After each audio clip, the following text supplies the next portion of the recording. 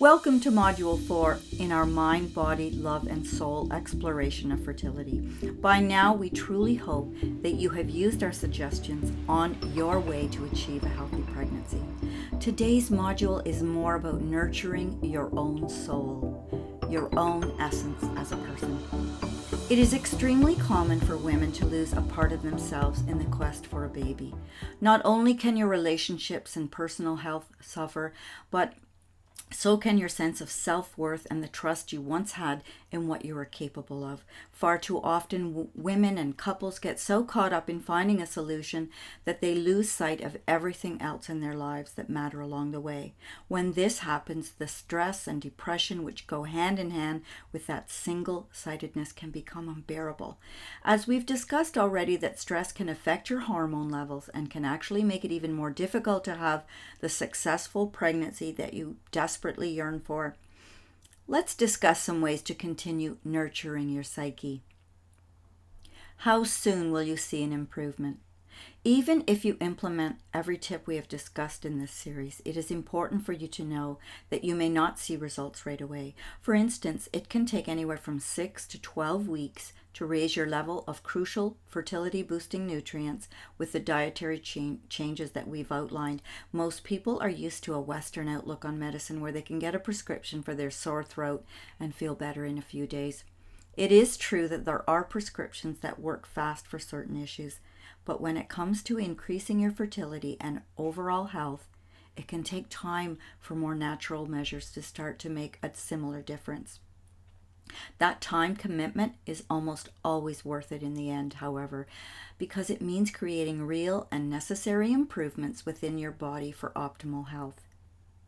What this means, though, is that you shouldn't go into basic life changes expecting immediate results. You will only wind up all the more disappointed when yet another negative pregnancy test appears your first month out. Instead, give yourself at least 6 months of a truly dedicated approach before you begin to worry about the overall results. Remember that for things like monitoring your basal body temperature, it can take up to 3 months just to gain a clear understanding of what is going on. Allow yourself that time and then consider the fact that it can sometimes take an even perfectly healthy couple several months to conceive. When you make a decision to start implementing healthy changes in your life, try to remove the pressure by telling yourself that you don't expect for these changes to result in a pregnancy overnight. If your next cycle then produces a miraculous conception, you can bask in the glow of being pleasantly surprised, but don't set yourself up with expectations your body may not be able to come through on. Instead, look at these changes as a long-term approach to combating your fertility. It also helps to focus on the ways in which these changes will affect your overall health and understanding of how your body works as well. There are benefits beyond simply getting pregnant, even when that is the ultimate goal. Age. Age can play a large role in fertility. There is even a category for age-related infertility, a commonly accepted diagnosis in the world of infertility treatments. When you are the patient assigned this diagnosis, it simply means that you have reached a point where your fertility has begun an expected decline we all must eventually face. A lot of people think this only happens to women, but as men age, their fertility begins to fade as well. In fact, a study out of France showed that the chance of conception decreases by 10% once a man reaches 35 and 20% by the time he is 45. This is irrespective of how old his partner is. Sperm and egg quality decrease with age, inhibiting not only potential conception, but also increasing the rates of birth defects and miscarriages. Science has allowed couples to beat the biological clock to an extent, but your chances of conception begin to fade as we age. But it is what it is, and with excellent health choices, we can somewhat beat our biological clock. For women, you may notice those signs of declining fertility first with your cervical mucus. With age, it begins to dry up and appear for shorter periods of time. While a 25-year-old woman may have 5 days of that premium fertile mucus, a woman in her late 30s may have only a day or two of the same. that peak fertility really does occur prior to the age of 25, with a 96% chance of getting pregnant within a year of trying for women still in their youth. Between the ages of 25 and 34, those odds drop to 86%. At 35, 38, and 42, the chances drop further. The American Society for Reproductive Medicine gives women and men over the age of 40 just a 5% chance of getting pregnant during any given cycle. While you can't stop the aging process, there are ways you can extend your natural fertility as long as possible. The sooner you commit to a healthy diet consisting of whole, organic foods, the better off you'll be. It is further advisable to avoid caffeine, tobacco, and alcohol, while also taking supplements such as coenzyme Q10 for improving mitochondrial function and L-arginine to increase ovarian response. The most important factor to consider, however, is how well you are taking care of yourself. The older you get, the more crucial it becomes to adhere to some of the lifestyle strategies that we've discussed in the earlier modules of this program. At some point, though, you do have to accept that your biological clock will eventually run out. While Hollywood would have us believing that it is perfectly natural for women to have babies well into their 40s and 50s, in real life, the success rates don't play out quite as well after a certain age. Listen to your body and try to find some level of acceptance if it seems as though the aging process has put a halt to your fertility options. Finding a counselor or support group to help you cope with that grief can be beneficial, as well as following some of the tips we're going to discuss a little later in this module for moving forward when necessary. The Eastern view. Western medicine tends to approach infertility as a universal problem, with various diagnoses that all result in a similar series of steps recommended to each and every patient. Eastern medicine is a bit more individualized in its approach, viewing infertility as a symptom of larger issues within the body that need to be addressed. Traditional Chinese medicine believes that being fertile is the natural state for women to be in from the time of their first period until menopause. When issues arise, it may be because of imbalances elsewhere in the body, often having to do with the assorted energy systems recognized by Chinese practitioners. Mind, body, and spirit are all connected in Eastern medicine. It is important to know that Eastern medicine also views everything as being a balance between opposites, light and dark, male and female, birth and death. There is always a yin and a yang. These are seen as dual energies which forever contain small pieces of their opposite. Finding a balance between these energies is what permits health and reproduction. The Eastern view, finding your balance. In terms of hormones, this makes a lot of sense. If one hormone falls out of balance, the others quickly follow, making reproduction a difficult task to achieve in some instances. The energies within our body play off each other, and balance is required for optimal functioning. Traditional Chinese medicine seeks to obtain this balance by using natural methods to harness the body's own energy. The energy source flowing through your body at all times is called qi, which is Chinese and Eastern practitioners see as a bioelectrical force that follows channels called meridians through the body. Those meridians tie into different organs and systems within the body, making connections most people wouldn't necessarily assume were there. There is one theory that the meridians are the remains of embryonic folds created early on in development, when those organs and systems truly were all tied together at the start of life. As the embryo grows and develops into a child, those channels remain at the surface just beneath the skin. While these channels can't be seen, Eastern practitioners have been studying and mapping them for centuries. They believe that the qi we have within us is the same energy that makes up everything else in the universe as well. Acupuncture. The World Health Organization endorsed acupuncture for the treatment of reproductive issues in 1996. Several studies since have continued to show the benefits of using acupuncture in the treatment of a variety of issues, including infertility. There is no complete scientific answer as to why acupuncture helps, although there are several different theories. Some practitioners describe it as pinpointing spots on the body sensitive to electromagnetic energy, using those areas to stimulate or reset systems that are struggling. Needles are used to accomplish this because metal is considered to be the best conductor of electrical energy.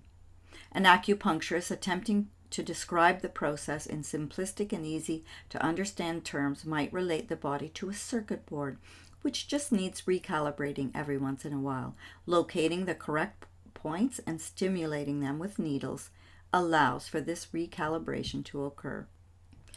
Western scientists have theorized it may have more to do with the nervous system, whereby the needles used in acupuncture stimulate certain nerve fibers and send messages to the brain that produces a relaxed sensation. They believe it is actually the induced relaxation that is responsible for the positive results seen with the use of acupuncture. Irrespective of the theories you subscribe to, acupuncture does seem to benefit women who are trying to conceive. It has been shown to help with pain relief, inflammatory conditions, and hormone imbalances, while also increasing the chances of conception during fertility treatments. Many fertility clinics now employ acupuncturists on staff, specifically because of the increased rates of success observed during IVF treatments when acupuncture is utilized. Several insurance companies are now also covering acupuncture treatments, making it beneficial to check with your insurance about available options before making any appointments. Finding an acupuncturist who specializes in treating infertility can be key to receiving the most benefits from your treatments. State medical boards regulate licensing requirements for acupuncturists, so make inquiries for recommendations to help you find practitioners who have a reputation for being good at what they do. When interviewing potential acupuncturists, make sure to verify that they follow health standards, such as using disposable needles and cleaning the skin with alcohol prior to insertion. As with all other natural changes, give acupuncture at least 3 to 6 months before expecting to see results. In the meantime, enjoy the overall relaxation your treatments can provide. Look at it this way: you're helping maintain your individual balance. Acupressure. There are other ways to stimulate the points along your meridians if needles make you nervous. Acupressure employs similar theories as acupuncture, working along the same meridian lines and pressure points without any actual punctures being made. You can even learn to locate these points yourself, manipulating them with your own fingers or utilizing the assistance of stones in order to produce similar benefits. Another option is moxibustion, a traditional Chinese medical treatment which involves applying heated moxie to the various points in order to stimulate circulation. Practitioners often use a combination of stones, moxibustion, and massage to help you achieve the results you are looking for. Magnetic stimulation and light therapy have also been used to stimulate specific points with success. Maintaining your mental well-being. There are few life circumstances quite as isolating as wanting a baby. Even with major health scares or the loss of a family member, there seems to be a general understanding of how to support those we love through difficult times. With infertility, though, people often just don't know what to say. They want to help, but in the process they wind up brushing the problem aside or discounting the very real and valid feelings of those struggling. Insensitive comments made by friends and family members who just don't understand can often cause couples to begin to shy away from talking about their struggles altogether. That isolation can make it even more difficult to cope with month after month of rejection. When you don't feel as though you have anyone else to turn to, the pressure of silence and sadness can truly begin to weigh on you, both personally and within your relationship. Maintaining your mental well-being. Find support. If you are struggling with infertility, know that you are not alone. There are support groups available and people who do understand. Even right here at Fertility, we have forums set up to help you connect with other members who are experiencing the same exact challenges you are today. Simply by finding people to talk to about where you are in your journey can begin to build that camaraderie you need to make it through the more difficult times. 1 in 6 to 8 couples will struggle with infertility at some point in their lives. So chances are good that there is even someone within your social circle who has faced the same heartbreak you have. When no one is talking, though, it is harder to make those connections. So find the support wherever you can, whether that means through the friends and family who have worked at understanding, the blogs and connections you're able to, meet online, or a support group in your hometown, specifically for couples struggling to conceive. Maintaining your mental health as you fight infertility is important for every facet of your life. We already know that stress can wreak havoc on your overall health, and it is not uncommon for depression to result from a difficulty conceiving as well. If you feel yourself slipping into a dark place, know that you can reach out for help. Start by talking to your doctor about what you have been experiencing, and consider finding a counselor who specializes in fertility issues to help you work through these struggles. Maintaining your mental well-being, get physical. Keeping up an active lifestyle will allow you to hold on to your sanity during this difficult time. Remember that regular exercise helps to boost those all-important endorphins, which can be important when it comes to keeping your spirits up. Find a friend who would be willing to join you for nightly walks, or a group class that gets your blood pumping in a fun and exciting way.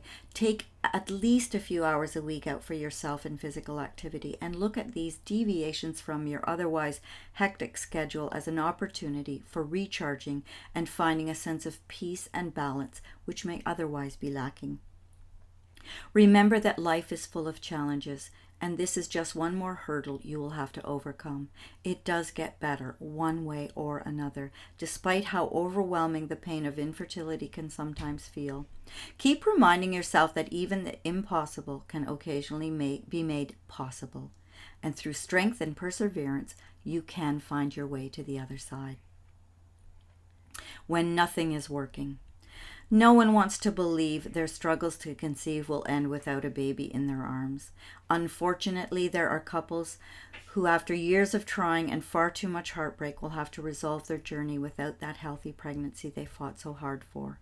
For many couples, the questions surrounding that sad ending are numerous. How do you know when you've reached that point? How do you walk away from trying?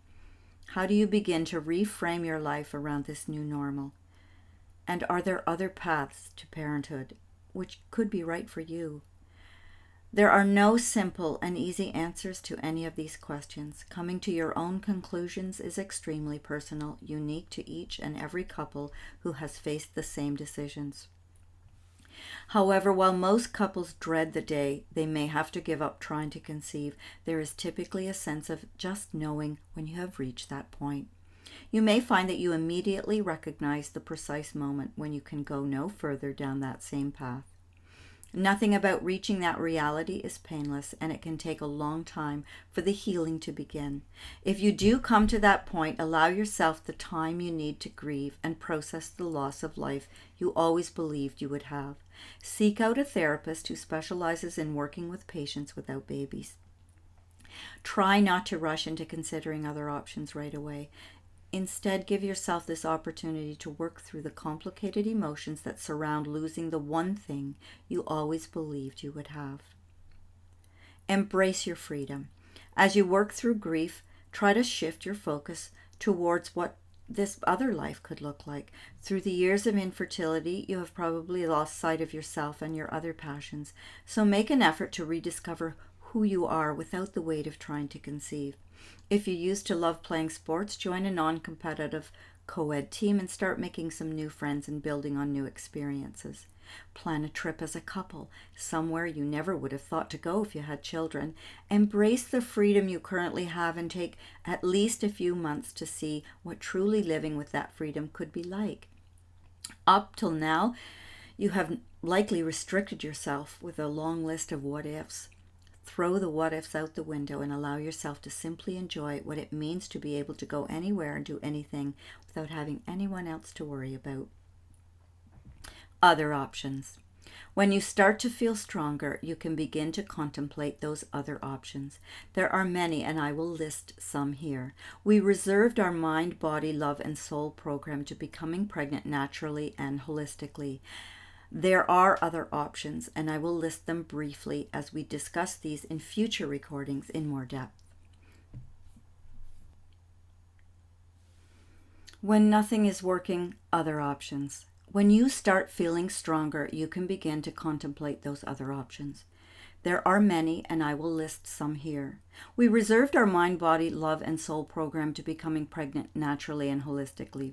There are other options, and I will list them briefly as we will discuss these in more depth in future recordings.